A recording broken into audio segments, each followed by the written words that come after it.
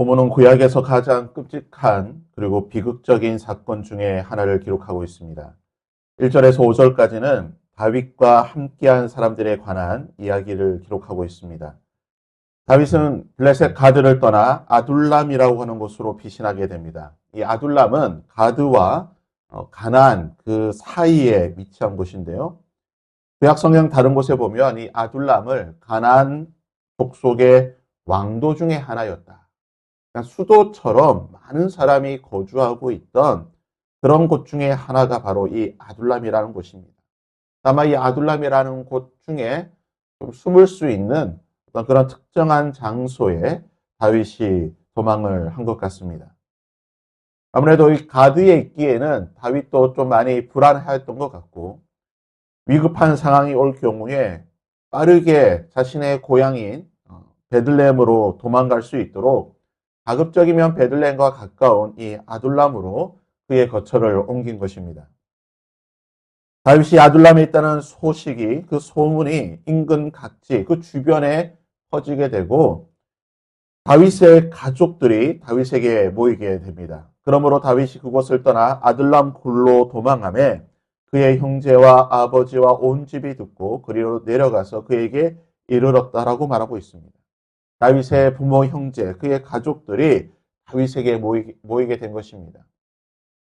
아마 사울이 다윗의 행방을 알아내기 위해 아마 그의 가족들을 많이 핍박하지 않았을까요? 다윗이 자신의 정치적인 위협 세력이기 때문에 그의 가족들 역시 위협 세력으로 보았을 것이고 다윗의 부모, 형제, 그의 가족들 모두를 핍박했을 가능성이 있습니다. 그리고 2절에 보시면 다윗의 가족뿐만 아니라 2절에 보시면 환난당한 모든 자와 빚진 모든 자와 마음이 원통한 모든 자가 다 다윗에게 모이게 되는데 모두 400명 정도 모였다라고 말합니다. 동이 아둘람굴에 모였던 환난당한 자, 빚진 자, 마음이 원통한 자. 그가 이런 사람들을 좀 사회에서 실패하고 낙오된 자들 또는 여러 어려움과 고난이 있는 자들 어떻게 보면 사회에서 좀 떨어진 2등 시민으로 보통 생각을 하게 되는데요. 히브리 원어를 살펴보시면 환난당하는 자를 사울에게 정치적인 박해를 받은 자라고 표현하고 있습니다. 그리고 빚진 자라고 할 때는 사울에게 어떤 경제적인 할을 당해서 경제적인 박해를 받고 있던 사람들. 그리고 마음에 원통한 자라고 하는 것은 사울에게 종교적인 박해를 받았던 자. 사울이 여호와의 종교를 억압하고 하나님을 믿는 사람들을 억압해서 그로 인해서 많은 마음의 상처와 아픔이 있던 자들. 즉 이들은 다윗처럼 사울에게 그러한 박해를 핍박을 받던 자들입니다. 그래서 그들은 다윗에게 동질감을 느꼈던 것입니다. 다윗, 그것도 우리처럼 사울에게 핍박당하고 고난당하는 사람이고 동병상련의 그러한 감정을 느끼고 다윗에게 모였다는 것입니다.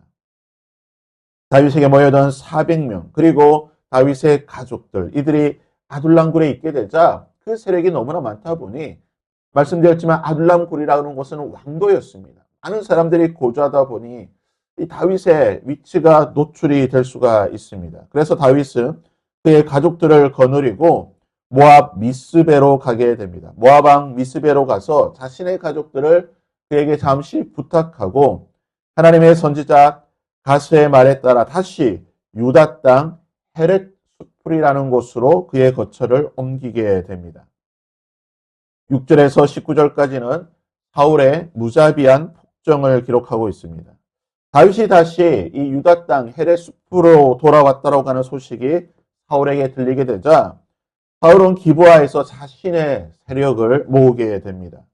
7절을 보시면요. 사울의 곁에 선 신하들에게 이르되 너희 베냐민 사람들아 들으라. 아마 사울 주변에 많은 사람들이 떠나고 자신의 출신 지파, 자신의 정치적 기반이라고 할 수 있는 이 기브아 사람들을 중심으로 자신의 세력을 형성했던 것 같습니다. 그러니까 정치적 용어로 이제 친정 체제라고 하죠. 자신에게 가장 충성할 수 있는 그런 사람들을 베냐민 사람들을 중심으로 모으게 됩니다. 사울은 지금 이 사울의 이 상황은요, 아무도 믿을 수 없는 이 불신의 극한에 다른 상황이라고 볼 수가 있습니다. 그의 말처럼 자신의 아들 요나단도 다윗의 편이었습니다. 요나단마저도 자신을 배신할 수 있다. 배신하였고 자신을 죽일 수 있다라고 하는 이런 극도의 불안감에 있다 보니 아무도 믿을 수가 없는 것입니다.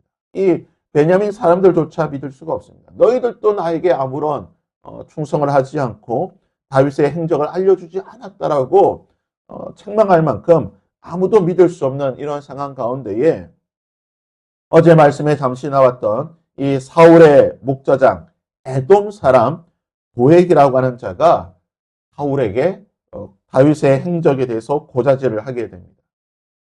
사울의 명을 받고 노베에 잠시 머물러 있는 동안 다윗이 높 땅에 오게 되고 제사장 아히멜렉과 이야기를 하고 하나님의 뜻을 묻고 아히멜렉이 다윗에게 떡과 무기를 주었다라고 하는 이 사실을 고자질하게 되는 것입니다. 그에게 말을 들은 사울은요, 즉시 체포조를 노보로 보내게 됩니다. 그리고 대제사장 아히멜렉과 84명의, 모두 85명이죠. 85명의 제사장들을 잡아오게 됩니다. 그러면 상상해 보시길 바랍니다. 기브아에서 높까지는 1시간 거리입니다. 아마 제사장들이 여러 하나님의 이 일을 수행하고 있었을 것 같습니다. 어떤 사람은 제사를 드리고 어떤 사람은 제사 드리고 난 뒤에 일을 정리하고 또 다음 제사를 위해서 준비하고 여러 가지 일들 하나님의 일을 수행하고 있던 자들입니다. 이들 가운데 상당수는 제사장의 의복 에봇을 입고 있었을 것입니다. 하나님의 일을 하고 있는데 갑자기 사울의 군대가 들여닥쳐서 자신들을 포박하고 결박하고 끌고 가는 것입니다. 영문도 모른 채 85명의 제사장이 제사장의 의복을 입은 채로 끌려왔습니다. 마치 포로처럼 죄인처럼 결박당한 채 제사장이 사울 앞에 끌려온 것입니다. 그리고 그들을 향해서 사울이 무엇라고 말하고 있습니까? 사울이 그에게 이르되 내가 어찌하여 이새의 아들과 공모하여 나를 대적하느냐. 누명을 씌우는 것이죠. 아무도 믿지 못하기 때문에 이 아히멜렉 하나님의 대제사장조차도 믿을 수 없다. 네가 사울의 이새의 아들 다윗과 공모하여 나를 죽이려고 대적하였다. 사울은 이미 답을 정해 놓았습니다. 답정료라고 하죠. 답을 정해 놓고 아히멜렉을 다그치는 것입니다. 그리고 아히멜렉이 어떠한 말을 하든 어떠한 변명을 하든 결론은 하나, 답은 정해 놓았던 것입니다. 무엇입니까? 16절에 왕이 이르되 아히멜렉아 내가 반드시 죽을 것이요 너와 내 아비의 온 집도 그리하리라. 사울은 아히멜렉을 죽이기로 작정하였습니다.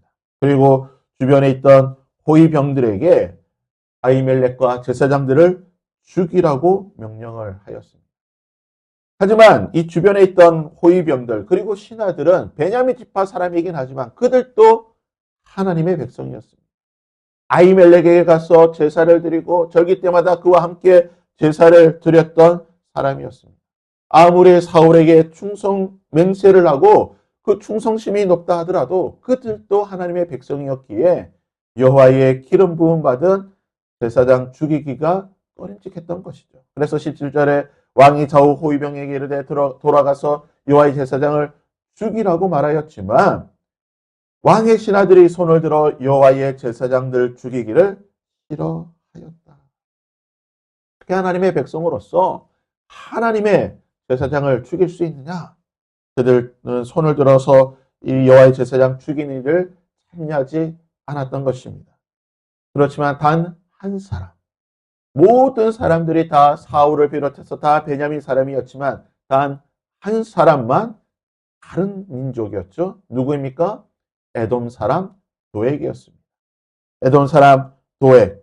이 모든 일을 고자질하고 이 일의 출발점이 되었던 이 도액입니다. 도액은 거리낌 없이 아히멜렉을 비롯해서 85명의 제사장을 죽이게 되는 것입니다.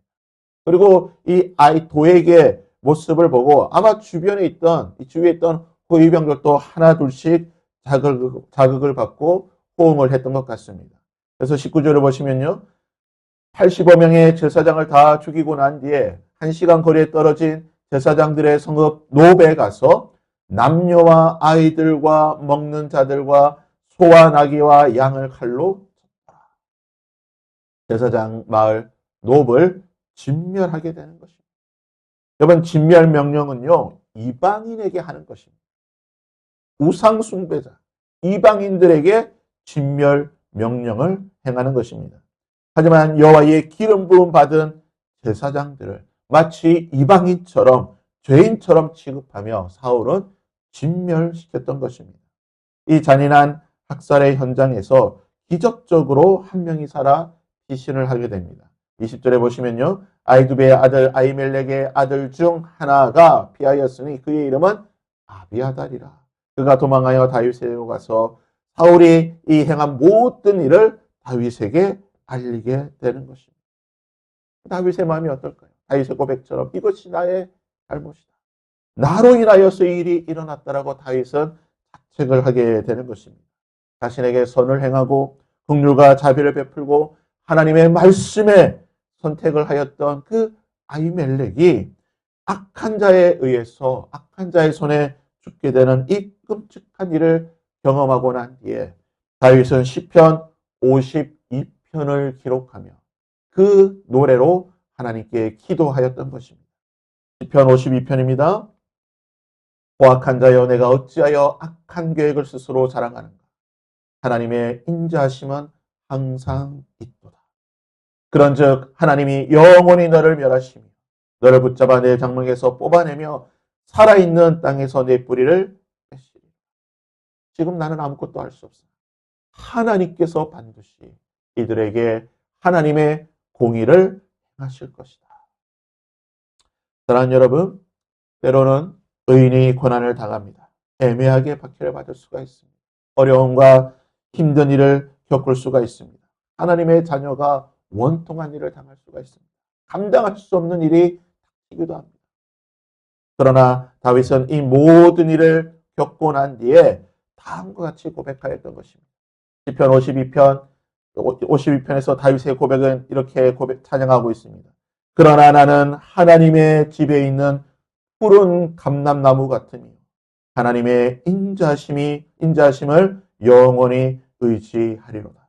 주께서 이를 행하셨으므로 내가 영원히 주께 감사하고 주의 이름이 선하심으로 주의 성도 앞에서 내가 주의 이름을 사모하리로다. 어려움과 이해할 수 없는 이 고난과 박해 가운데 다윗의 고백은 내가 이 하나님의 인자심을 영원히 의지하리로다. 푸른 감람나무처럼 하나님만을 바라보고 하나님만을 의지하여 이 고난을 이겨내겠다라고 다윗은 고백하였던 것입니다. 오늘 하루 이 고백이 저와 여러분의 고백이 될 수 있기를 바랍니다. 푸른 감람나무처럼 흔들리지 아니하고 하나님의 인자심을 바라보며 우리 앞에 놓여있는 이 모든 일들을 감당하고 이겨낼 수 있는 저와 여러분이 될 수 있기를 주님의 이름으로